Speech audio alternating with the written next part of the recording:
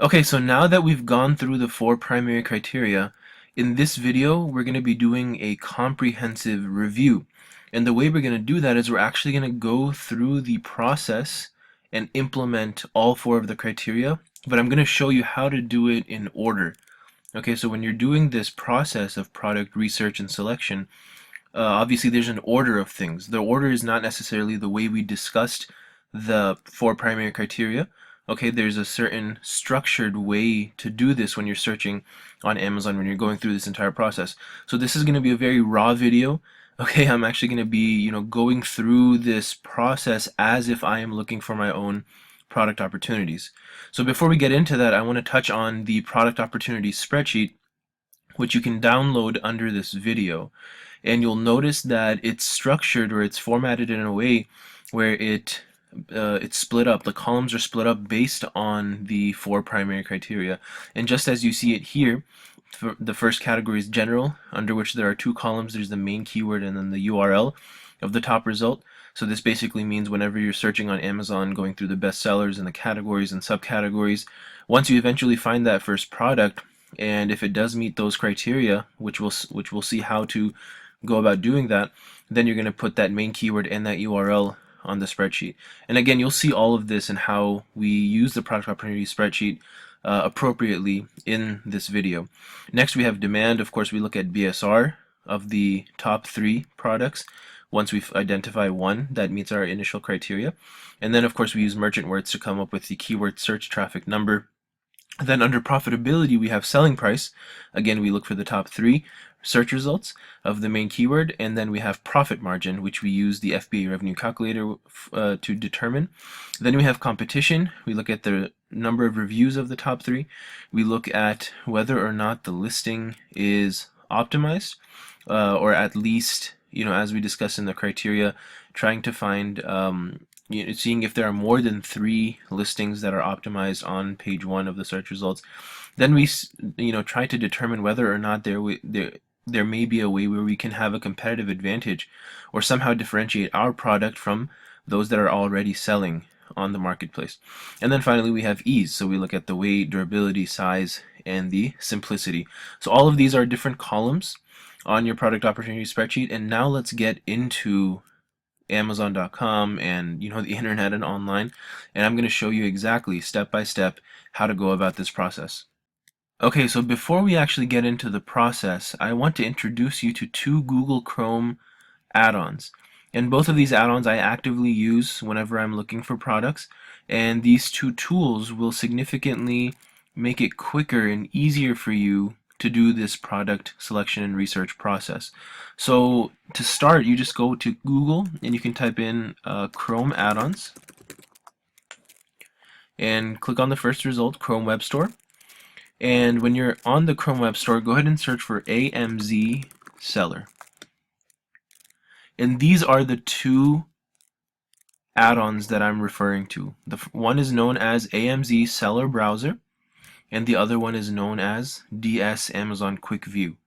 Okay, so just click into each one of these and then click Add to Chrome.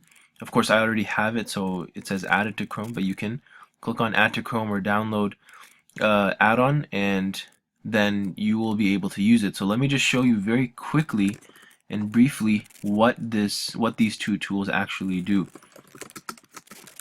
If I was to search iPhone 6 case on Amazon, normally if I wanted to see the BSR and the all the information of the product, I would actually have to click into every single one of these products. But now you see that there are two gray boxes showing up on every single one of these listings. Okay, the first one here, this is the Amazon, the Quick View add-on. Okay, so the DS Amazon Quick View, that's this one right here. And it's showing us, several different things. So we can actually see the BSR right off of this screen in the search results. If we hover over, we can actually see the BSR history. So when we're talking about camel.com and product trends and the trends, in the rank of the product, you don't even have to go to camel.com anymore. You can simply hover over, and this is integrated with camel.com, and that should save you a lot of time. And similarly, the other add-on It does kind of the same thing. It shows you the BSR here. And the reason, you can use both or you can use one of them. This one I think is more powerful and more robust, but I like to use this one just in case one of them is not working. And you can easily, deactivate either one of them from this screen. So here I can uncheck this and it will not use DS Amazon Quick View anymore, or I can, unselect this and AMZ Seller Browser won't, function anymore. So again, download both is my recommendation, and then just see whichever one works better for you. Okay, so now let's get into the process. So again, we begin on Google.com. We go to Amazon bestsellers, click on the first result, and now we can go into any category. And in my uh, opinion, or I just prefer to go into kitchen and dining. I think that there's a lot of products in this category specifically. And there's kind of an appeal to the kitchen and dining category. So you can, again, jump into any category you want to. For the purposes of this training video, I'm going to jump into kitchen and dining. And as I mentioned, we're not going to go into any one of these top 100 products. Okay, we're looking for products that have between 1,000 and 5,000 BSR. So to be able to get to those products that have, those BSR numbers, we're actually going to have to go into some subcategories. So let's see here. Kitchen utensils and gadgets, right? So again, here you're not going to go into a category like glassware and drinkware because, as we mentioned, we already know one of our criteria is to find a product that is durable, that will not break easily. So keeping all of those criteria in mind, you can, already filter out some of these categories. So let's go to kitchen utensils and gadgets. And again, it can be anything. Let's go into baking tools. Okay, so an important note here again, something to keep in mind at all times during this process, something like the baking mat, it may seem like an attractive product, but if you again refer to the products to avoid or products to disregard list, that list that I mentioned, at the beginning of this process, at the beginning of Module 2, then you would know to stay away from this product. Okay, and you'll see those sometimes. Again, silicone baking cups is another one that we want to stay away from. So let's go into cookie cutters. This looks interesting. And again, this is a very raw process. I apologize if this video does get a little bit long, but I want to show you exactly how I would go about doing this process, and so that it can be a little bit beneficial to you as well. So this looks interesting. Okay, so the first thing I'm looking at, of course, and the two add-ons that I mentioned just a couple of minutes ago, they don't kick in, or they don't actually perform or do anything until you search on Amazon. So obviously nothing's going to show up here because we're just filtering or going through the bestsellers list. But if we were to search something, right, which we'll do later in this process, then that's when it'll come in handy. Okay, so it seems like a lot of these prices are very low. This one does stand out, so I'm going to just open that in a new tab. And I like opening, going through a subcategory, maybe the first couple of pages or a few pages, and seeing, opening up all the relevant results that may be good opportunities in a new tab, and then I look at all of them at once. Okay, so again, I'm looking for price points between $15 and $50. That's why many of these I'm just going over. I'm not even taking a look at, because that's the first criteria that we can actually see. Alright, so I think that's it. We found 3 results, so I'm going to take a look at this. So this is a 11 piece plain round cutter set. The price point is good. It falls within our criteria. The BSR also does fall within our criteria. So that's perfect. Okay. So again, the first criteria we looked at that we can easily see is the price. It meets our criteria. If yes, you open it up in a new tab, scroll down, check the BSR. If that also falls within our criteria, the next thing you look at is the weight. 3.2 ounces. Okay, that also falls within our criteria. And if you don't know the ounces to pounds conversion, just open it up in a new tab. Let's see, 3.2 ounces was the amount. So obviously that's less than a pound. Okay, so that it seems like this is a potentially good opportunity. So what we'll do here is we're gonna Um,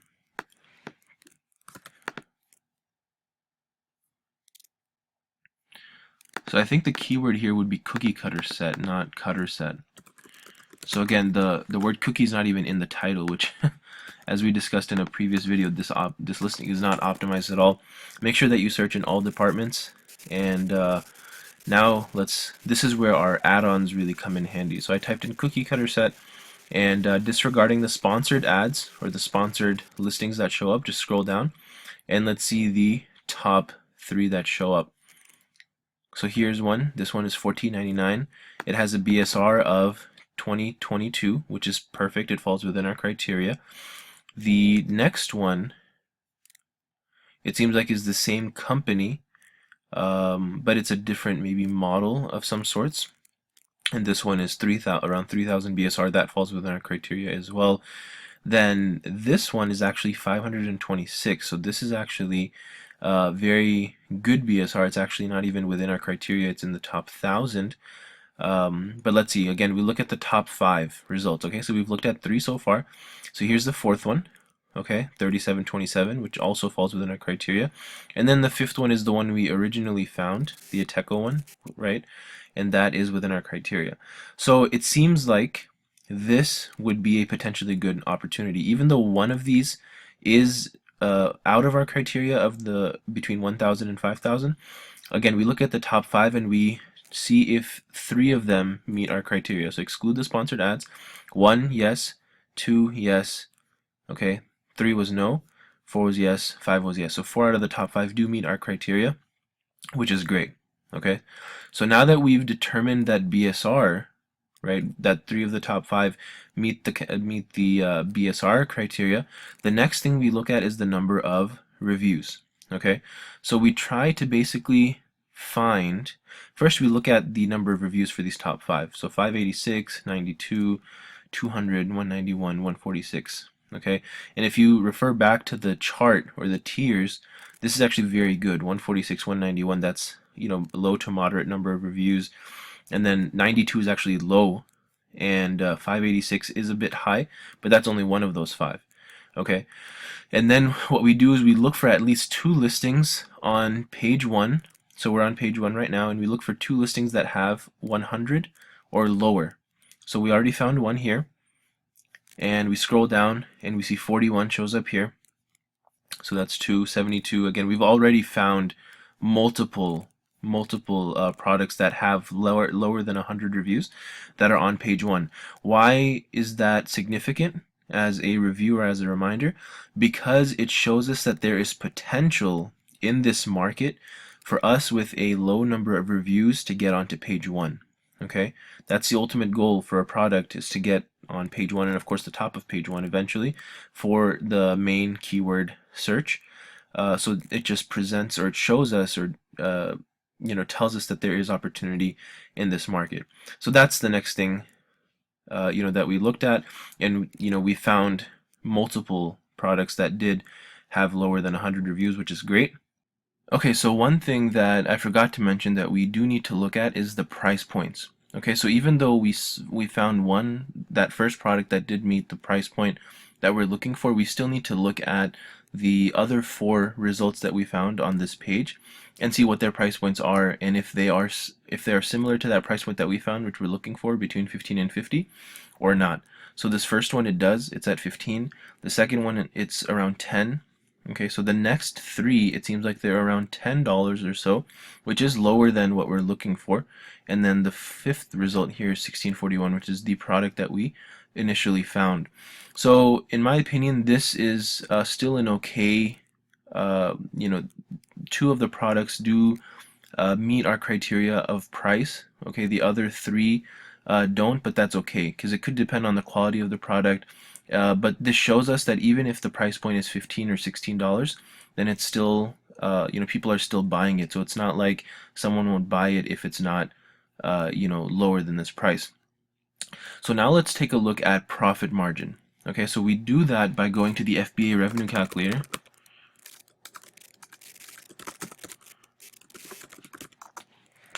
Revenue. Okay, so if you actually type it in correctly, unlike I did, It should be the sellercentral.amazon.com. I'm not sure what this is, fbacalc.com. Don't click that. Go to the FBA revenue calculator on Amazon Seller Central. And we're going to put in the product that we first found, which was this one. And again, this makes it very easy to grab the ASIN. It's right here, these add-ons. So go ahead and copy the ASIN, paste it into the Amazon FBA revenue calculator, click search, and now we're gonna again put the price at which we would sell the product. So again, if we look at the market, we see 1641, we see some lower prices, and we see 14.99. Let's just say we price ours at 14.99 as well, and click calculate.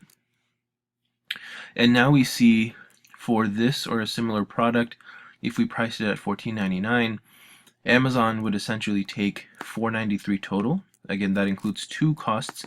One is just selling on Amazon. They're going to take 225. The other is using FBA. They're going to take 268. So the total that they're taking now is 493, and that leaves us with 1006. Okay, so now we have to do some calculations. Let's go back to the chart so that we can see the calculations and how they are done.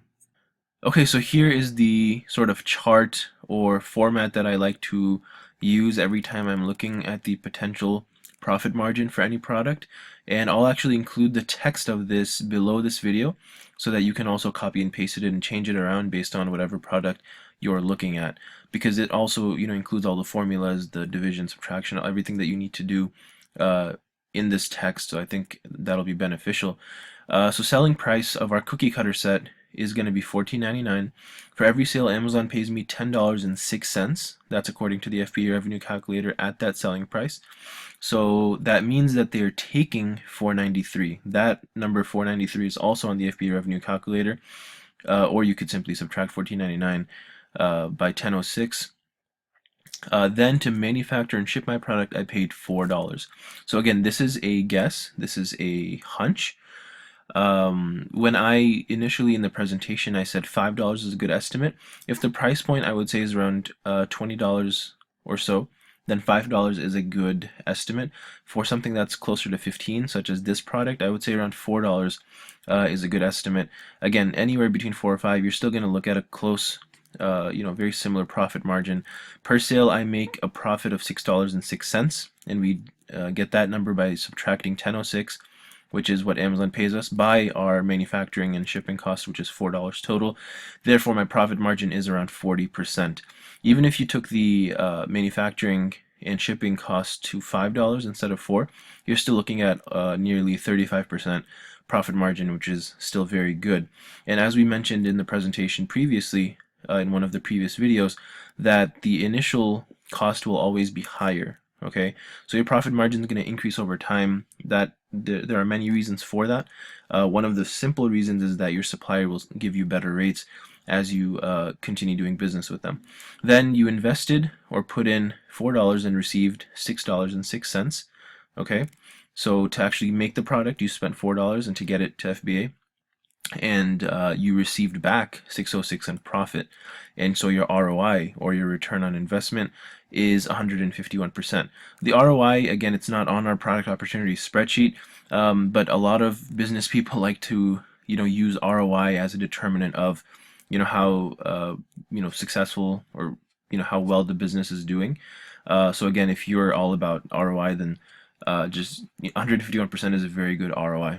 Okay, the next thing we'll take a look at is keyword search traffic. So to get that number, we go to merchantwords.com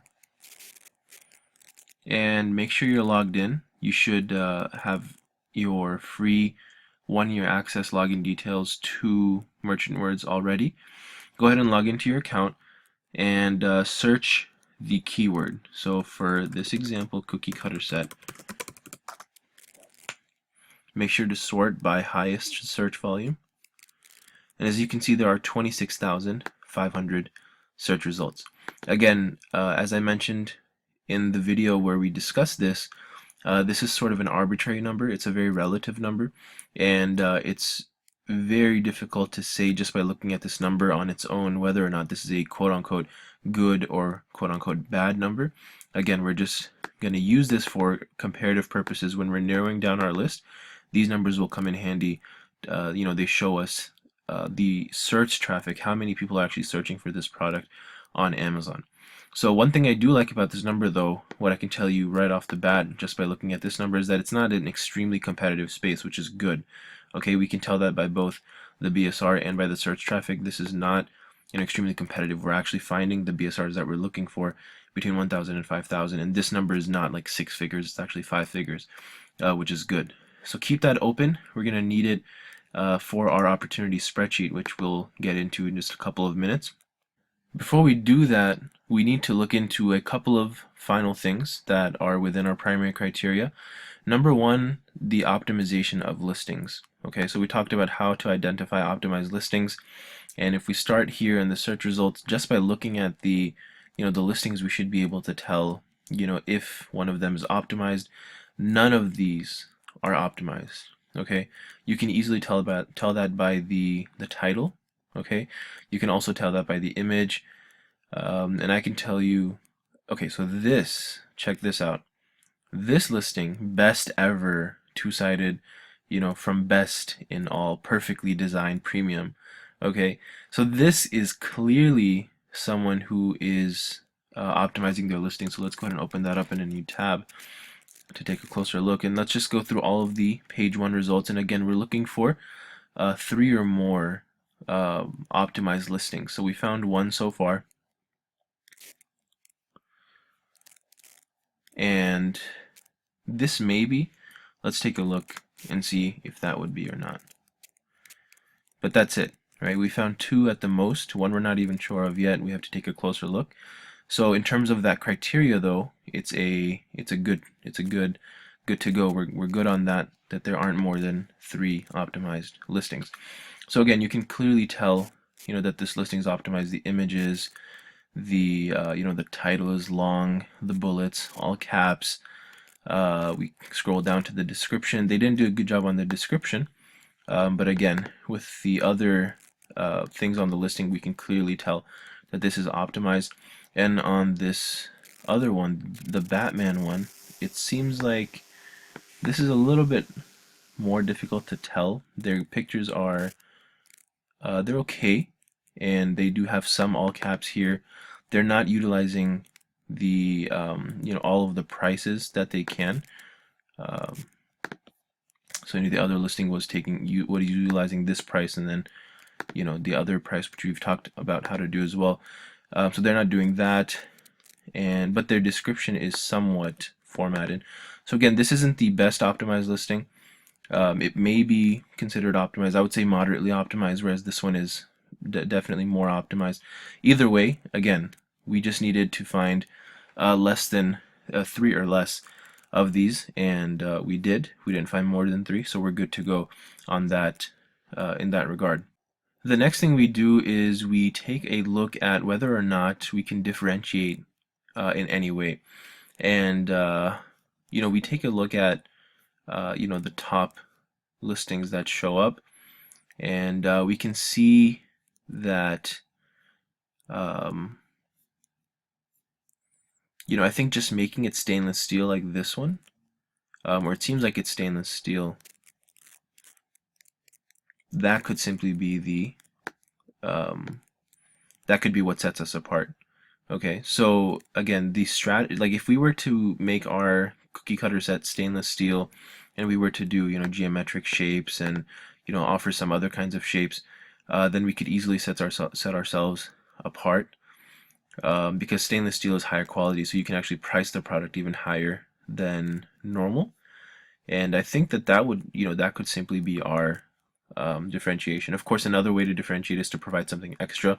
So this is so easy to provide an ebook with, right? The 50 different ways to, or 50 different recipes of cookies, or whatever the case is, or 50 different creative ways to use these cookie cutters. And then there's so many possibilities with an ebook. So the differentiation criteria definitely is a yes. The final couple of things we look at are, we talked about durability already, which is a yes. We talked about the weight, which is a yes. Again, the weight we saw all the way down here, right, 6.4 ounces, which is under a pound. We looked at simplicity. So this is, in terms of pieces, there are quite a few pieces, but it's not like something that has to be assembled or anything. So simplicity is also a yes. So based on that, it seems like, all of our criteria are literally met. Okay, so this does take a little bit of time. Again, it took maybe, 10, 15 minutes or a little bit more to go through all of this. But of course, I was explaining this to you. As you go through this yourself, it shouldn't take you a very long time to actually just, quickly take a look at every one of these things and see if this product belongs on our product opportunity spreadsheet or not. And again, I honestly did not plan this ahead of time. Okay, but this product actually looks like a potentially good product, right? I didn't go in Amazon and search for this and be like, okay, this is the product I'm going to use. I'm going to randomly, quote unquote, magically find this product. No, this is literally the first product I found. Based on the criteria, it actually looks like a potentially good product, and it's going to go on my opportunity spreadsheet. So let's look at how we're going to fill out our product opportunity spreadsheet. Okay, so here's our product opportunity spreadsheet, and you'll notice that there are already four entries here. That was just to show you, just for example purposes. You can either delete them or keep them. I'll just keep them up there. So let's go back to Amazon, and we're gonna grab the URL of the product that we initially found, which is this one. Another reason we're gonna use that URL is because I'd like to model my product most after that one. Okay, so because it's stainless steel, and it's the price point is what I'm looking for as well. So that's that, and then cookie cutter set is my keyword phrase. Then we're going to look at the ranking. So let's go ahead and go back and grab the BSRs. So we need three of the five. We look at this one. It's 2104. Then 3222.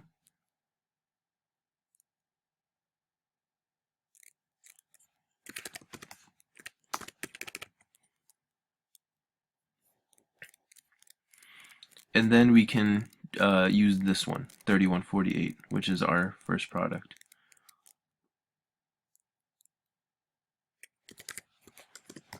Okay, so then keyword traffic, again, we should have our merchant words open. 26,500 is the number. Then the price.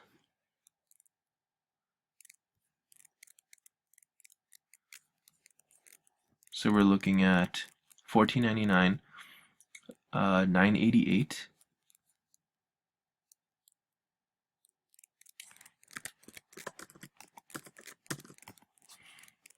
and $16.41.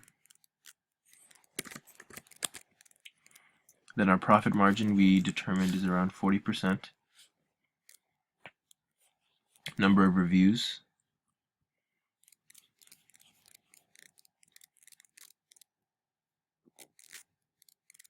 $5.86, 92, 586, 92,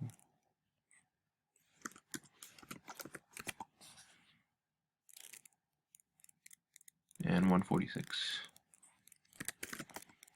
Level of competition, that is pretty low. Can you differentiate? Yes. Weight.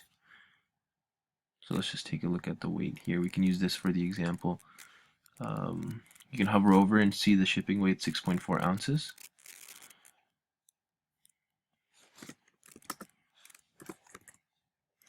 Size is fairly small. Durable is it? Yes. Simple is it? Yes. And that's it. So that's it, and now it's on our list. Again, this I wrapped the text, that's why it's not showing up completely, but I can see that the full URL is here, and that's it. So now I'm done, adding one product opportunity to my spreadsheet. Again, this was a very raw video. I went through the entire process as if I was looking for a potential good product for myself. You can use the cookie cutter set example, and that can be your product if you want to. I advise finding 20 to 30 of these product opportunities. Okay, this may take you, a little bit of time, but try to get at least 20 to 30 so that you do have some good choices to choose from. If you want to save time, or if you don't have that much time to get 20 or 30, at the very minimum I would say 10 to 15. Okay, so at the very minimum you want to have 10 or 15 opportunities on your spreadsheet before you start narrowing down and start comparing them, and using some of those criteria to narrow them down. All right, so again, we went through the entire process from start to finish. You're going to follow the same process every single time you're looking for a product, if you're following this method of doing it, and then fill out your product opportunity spreadsheet if all the criteria are met, and then start looking into your next product.